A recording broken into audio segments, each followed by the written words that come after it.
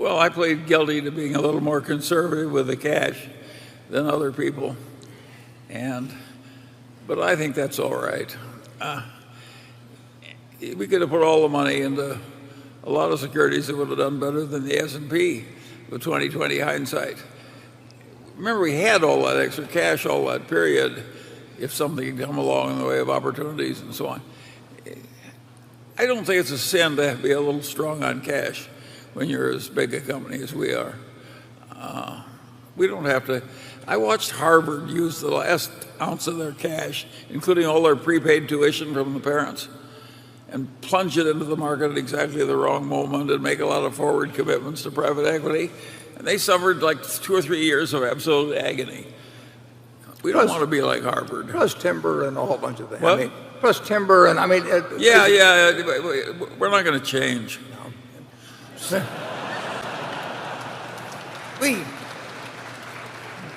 We do like having a lot of money to be able to operate very fast and very big, and we don't. And maybe we won't. We know we won't get those opportunities frequently.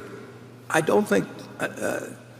Certainly, in the next 20 or 30 years, there'll be 2 or 3 times when it'll be raining gold, and all you have to do is go outside.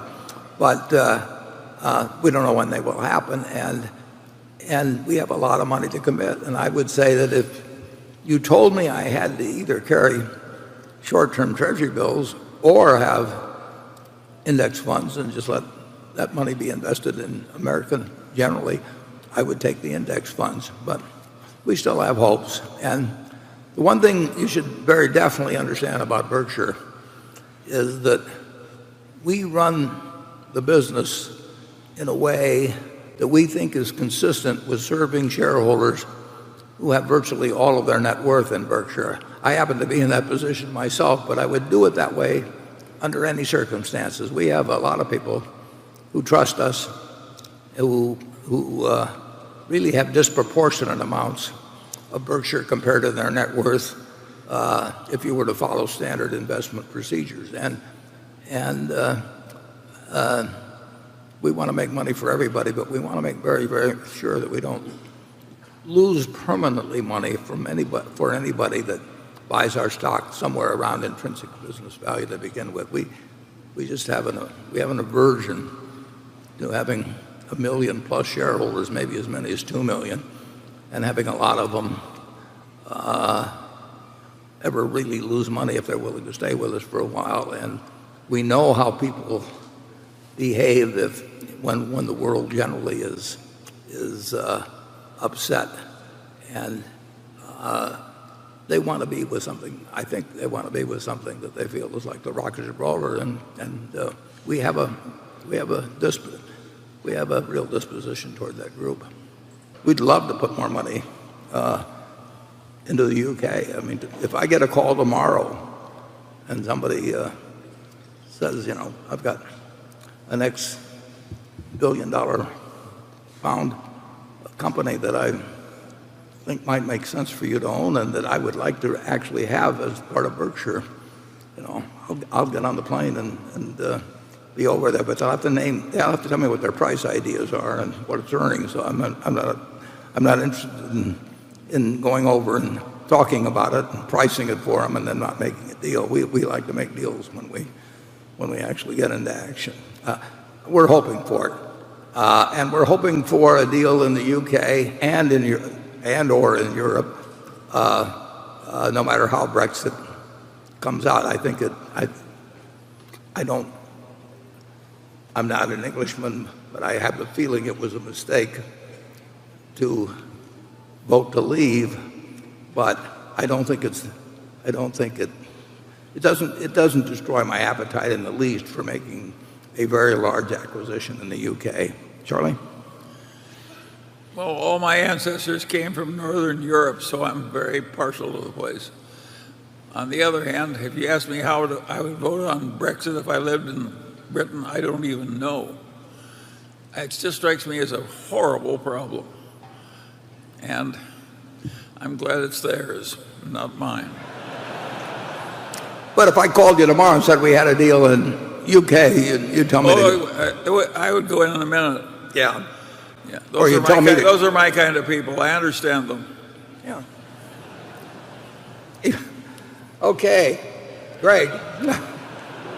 For a company as large and diversified as Berkshire, why are investors being provided less information than previously? Well, I don't think we actually provide less information. We may present it in a somewhat different form from year to year. Just this year, for example, I started my letter, as usual in my mind, as saying, "Dear Doris and Bertie, my sisters," to tell them what I would tell anybody that had a very significant proportion of their net worth in Berkshire, who was intelligent, did not know all the lingo of our various businesses, that would read a lot of words because they did have a large investment. So if I explained anything and did a decent job, that they would understand what I was talking about. And I tell them that in the language that I think will be understandable to a significant percentage of 1 million plus people who have all kinds of different understanding of accounting and all that sort of thing. I tell them the information I would want to hear on the other side. Now, if I was a competitor and I wanted to know what one of our furniture store was earning or something of the sort, I might love it, but it doesn't really make any difference. If you're talking about a $500 billion organization, if you understand our insurance business, and in terms of giving you the picture, I think in 3 or 4 or 5 pages, actually we've got a whole bunch of stuff that's required by the SEC about loss reserve development.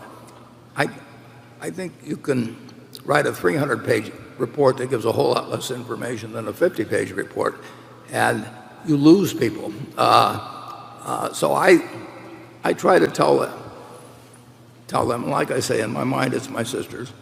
I try to tell them what I would tell them if we had a private business and they own a third of it each and I own a third, and once a year they like to get filled in, and they don't know what a combined ratio means because it's a dumb term that everybody uses, and the important thing is call it a profit margin. They don't know what the operating ratio is in the railroad business, and it's an obsolete term. It'd be better to call that a profit margin. But the lingo, we're not writing it for analysts. We are writing it for shareholders, and we're trying to tell them something so they can make an addition. They can not only get the picture as to what we own now, but how we think about the operation, what we're trying to do over time. And we try to do the best job we can every year. And I think if somebody is terribly interested in the details, they really are missing the whole picture, because you could have known every detail of our textile business in 1965, but we could give you the information as how much we made from linings and how much we made from handkerchiefs, and you'd be in a different world. I mean, the important thing was how we looked at running money and what we would do about things over time, and it just, you could have gotten very misled if you'd read it in 1980 or 85 and you looked for great detail on how See's Candy was doing, and as they moved eastward, we'll tell you that overall that failed in terms of moving out the territory, but going into a whole lot of detail that might be very interesting to an analyst, but really for the shareholder, they've got to make a decision as to who's running their money and how they're running it and what they've done over time and what they hope to do in the future and how to measure that. And we're writing it for the individual. Charlie? Well, I suppose I should be watching every tiny little business down to the last nickel, but I don't. And I don't want that much detail. And I think our competitors would like it, and it wouldn't do our shareholders any good. So we'll probably just keep reporting the way we do. You can see how flexible we are here.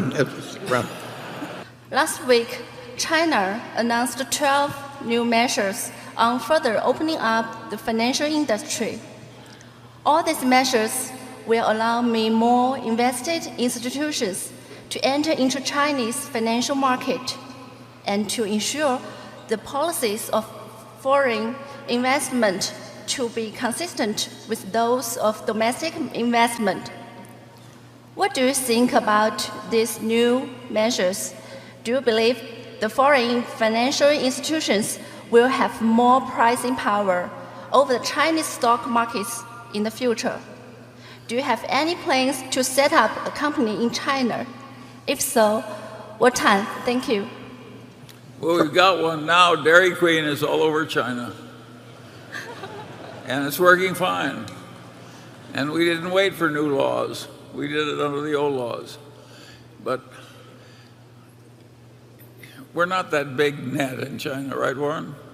We're not that big what? In China. No, but we had something, that could have happened that would have been quite sizable. With China, it's a big market, and we like big markets. I mean, we really can only deploy capital in a major way, maybe in 15 or so countries, just because of the size. But generally, I think the climate is getting better.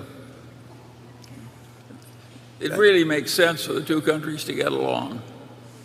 Think of how stupid it would be if China and the United States didn't get along. Stupid on both sides, I might add. Yeah, we've done well in China. We haven't done enough, but